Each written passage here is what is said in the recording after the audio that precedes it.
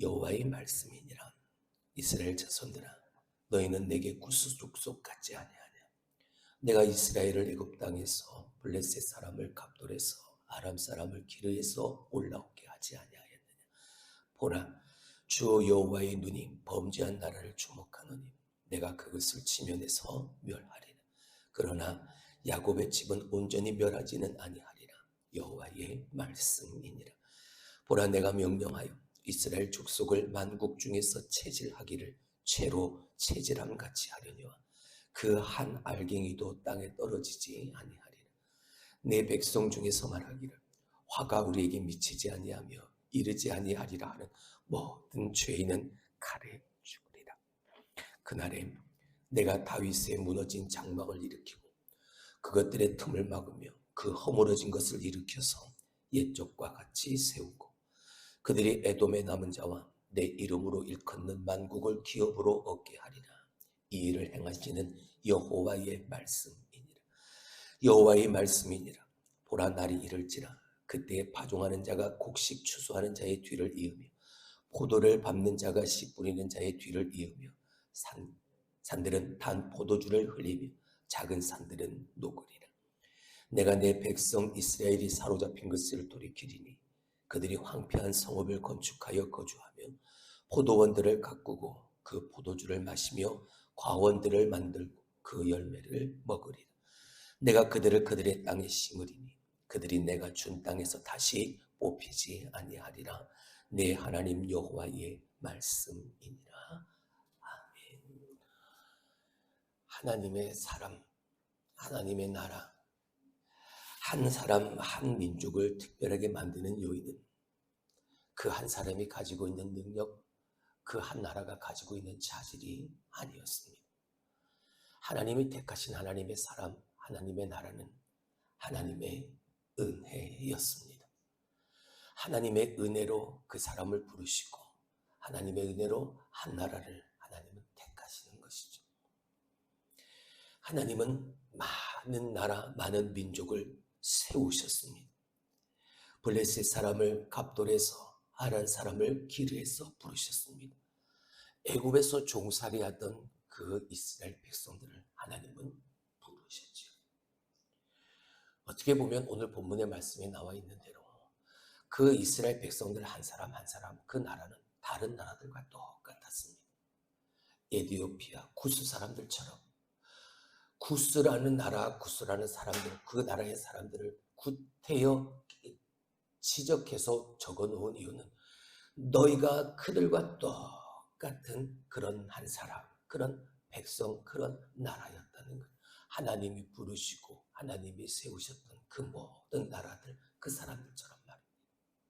블레셋을 압둘에서 불러내셨던 것처럼, 그리고 아람 사람들을 기르에서 불러내셨던 것처럼 애굽의 노예 생활하던 너희들 똑같이 그렇게 불러낸 사람. 그러나 하나님은 그런 이스라엘 백성들을 똑같이 부르셨을지는 모르지만 그 부르심에는 특별함이 있었습니다. 오늘 본문의 말씀을 보시죠. 자, 8절을 봅니다.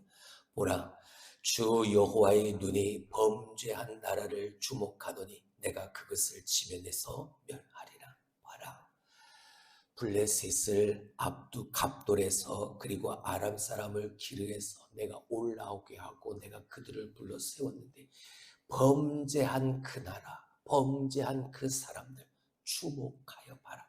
내가 그들을 그 지면에서 뭐 했다? 다 멸하지 않았느냐.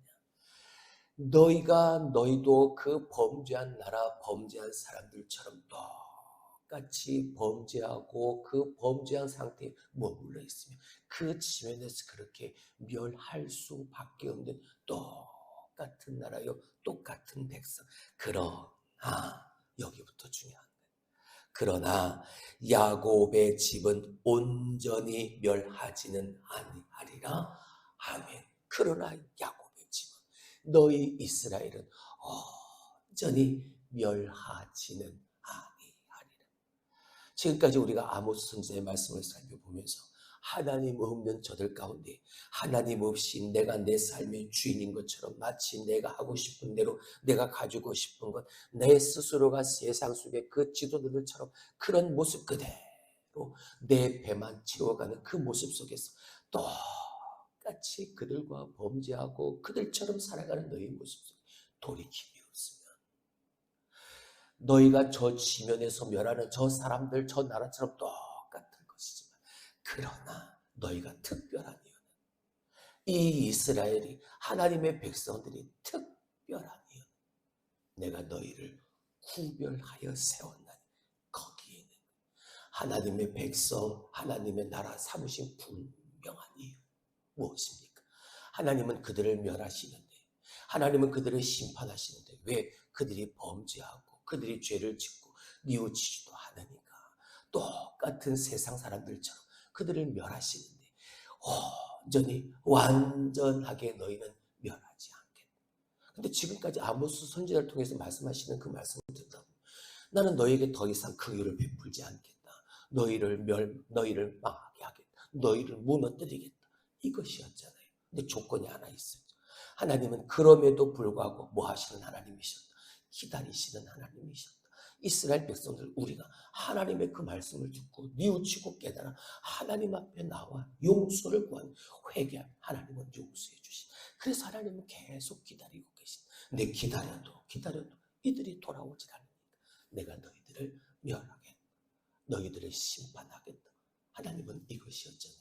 근데 그 심판이 저 블레셋이나 저 아람 사람들처럼 그냥 완전하게 멸하시는 게 아니라 야곱의 집은 내가 온전히 멸하지는 아니하리라 말씀하시는 그 뒤에 붙어있는 여호와의 말씀이니라.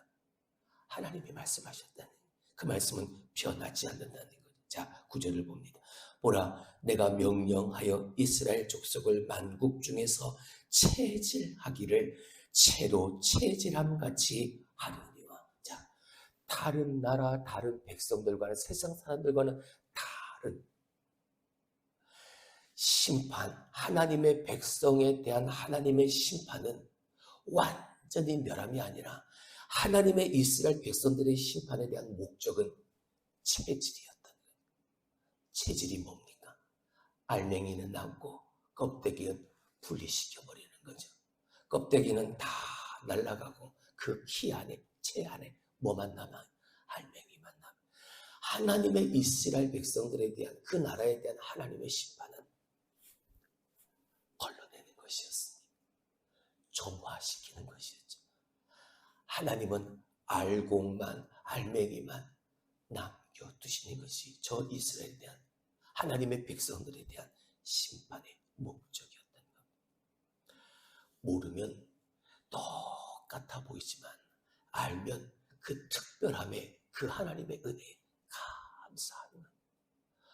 우리를 저 세상 사람들처럼 완전하게 멸하시는 게 아니라 우리 안에 있는 더러운 것들, 우리 안에 있는 악의 것들을 다 걸러내시는 하나님의 일하십니다. 하나님의 나라는 그런 하나님의 은혜로 세워지는 겁니다. 할렐루야. 하나님은 그 속에서도 남겨두시는 거죠. 하나님의 사람들을, 하나님의 나라를 하나님은 남겨두시는. 그 한 알갱이도 땅에 떨어지지 아니하리라. 하나님이 지키시고 하나님이 보호하시는. 지금 저들에게 없는 것이 무엇입니까? 저들은 형식적으로, 조건적으로 다 갖추었습니다. 오히려 다른 사람들보다 훨씬 더 나은 모습, 그런 조건들을 다 갖추고 있죠. 그러나 그들은 하나님이 택하여 부르신 하나님의 백성임에도 불구하고 그들에겐 없었습니다. 하나님이 가장 중요한 하나님을 모시지 않는 형식에 얽매인 종교인에 불과했다. 아무리 겉으로 보기에 그럴싸해 보인다 할지라도 그건 바람 한번 불면 다 날아가 버리는 껍데기에 불과한. 하나님은 그걸 이렇게 심판하는 이유는 그걸 걸러내시겠다. 남아있는 원하신다는 거죠.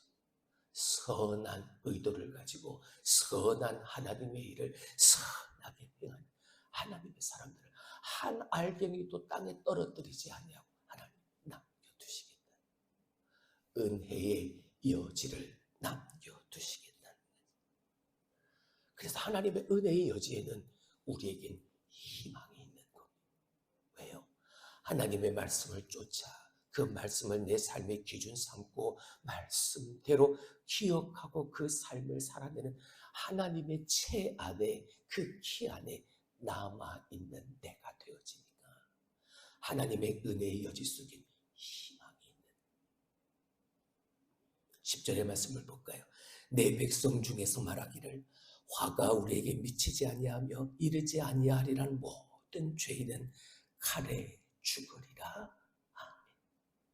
여러분, 하나님의 손에 붙들려 있는 하나님의 백성은 겸손해야 하는, 하나님의 은혜 앞에 하나님의 사람들은 겸손해야 하는. 우리가 무엇으로 삽니까?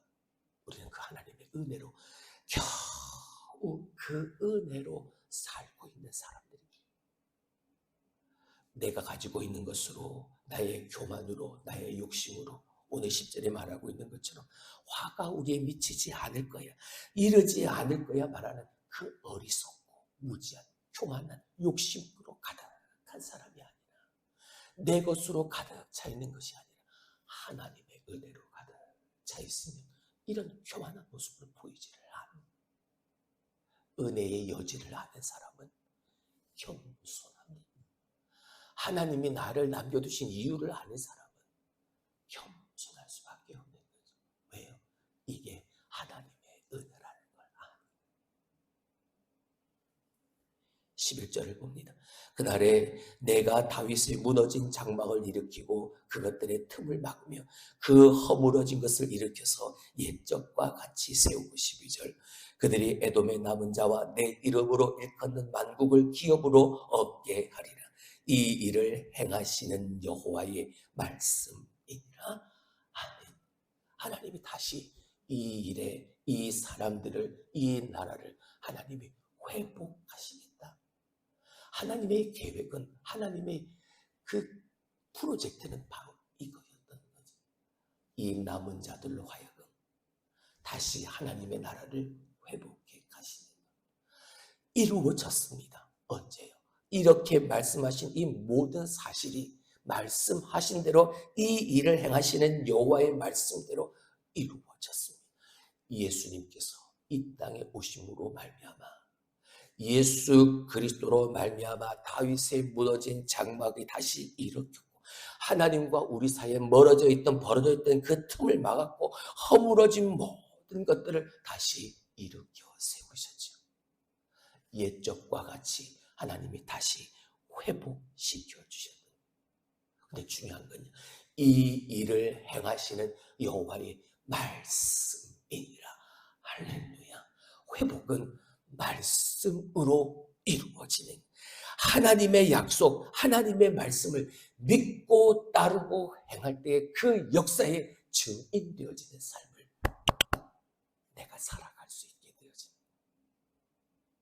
어디 그뿐인가요? 13절, 14절 무엇을 말하고 있습니까? 그 풍성한 은혜를 말하고, 그 하나님의 은혜의 풍성함을 다시 회복케 하시는 하나님의 일하심을 말씀하고 있습니다. 보시죠. 보라, 날이 이를지라 그때에 파종하는 자가 곡식 추수하는 자의 뒤를 잇고 포도를 밟는 자가 씨 뿌리는 자의 뒤를 잇고 산들은 단 포도주를 흘리고 작은 산들은 다 또 뿌리는.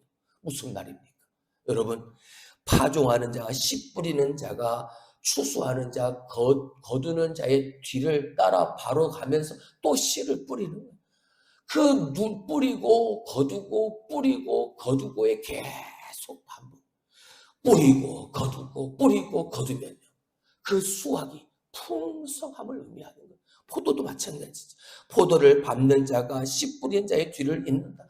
포도의 씨를 뿌리고 그 포도의 열매를 걷어서 또 그 포도를 밟아서 포도주를 만들어내는 것이 계속해서 반복되어지면 그 생산해내는 포도주가, 그 포도의 열매들이 얼마나 풍성하기에 그렇게 되어진다는 말씀이겠습니다. 산들은 포도주를 다 가득하게 14절 내가 내 백성 이스라엘이 사로잡힌 것을 돌이키리니 그들이 황폐한 성읍을 건축하며 거주하며 포도원들을 만들고 그 포도주를 마시며 과원들을 만들고 그 열매를 먹으리라. 할렐루야. 하나님 없는 그들, 하나님은 그들을 아수르로 바벨론으로 포로로 끌려가게 하시겠지만 하나님은 당신이 그 일로 말미암아 하나님의 백성들을 체질하심으로 남겨질 하나님의 백성들을 통해서 하나님의 약속하시는 말씀대로 하나님의 회복의 역사를 이루어 가시겠다. 하나님의 나라는 회복되는 하나님의 나라는 풍성한 그 은혜를 누리는 나라가 되어지는 심는 대로 거둘 것이고 계절마다 풍성한 결실을 얻을 것이다. 하나님의 택하신 백성들은 그렇게 하나님이 회복해 하실 때 하나님이 회복시키실 때 그때 복을 누리고 그 은혜를 누리는 주인공이 되어질 수 있습니다. 하나님의 백성이 황폐한 곳에 다시 성읍을 건축하고 그곳에서 자라난 그 열매들을 먹고 마시게 되어집니다. 이게 바로 하나님의 약속하시는 약속의 말씀, 회복의 말씀. 자, 내가 지금 저 북이스라엘 사람이라고 한번 생각을 해봅시다. 그리고 오늘 그 아모스가 전하는 말씀이 내게 들려진다고 한번 생각을 해보죠. 여러분, 수용이 되어집니까? 잘 받아들이기가 어렵죠. 지금 내가 당하는 이 고난, 어려움, 힘듦 속에서 오늘 이 회복의 아모스의 말씀이 하나님의 말씀이 과연 내 귀에, 내 삶에, 내 마음에 제대로 들려질까요? 심히 어려울 겁니다.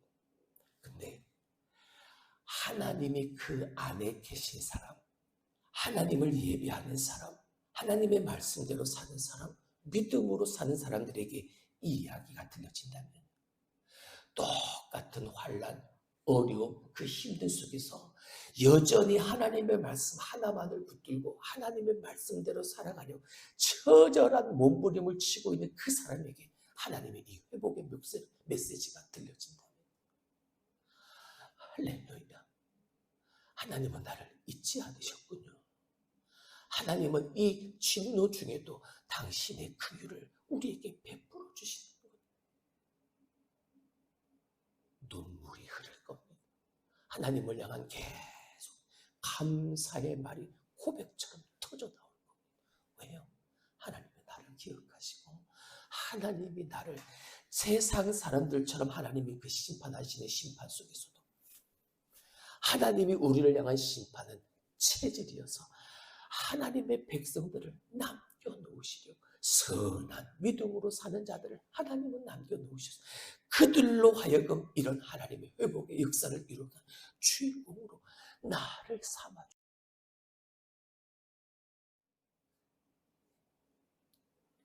하나님의 말씀이기에 반드시 성취되어질 것이란 확신이 있으니까 그 어려움의 자리가, 힘듦의 자리가 그들에게는 또 한 번의 기회가 되어지고 또 한 번의 감사의 이유가 되어지는 축복의 자리가 되어져 있어요.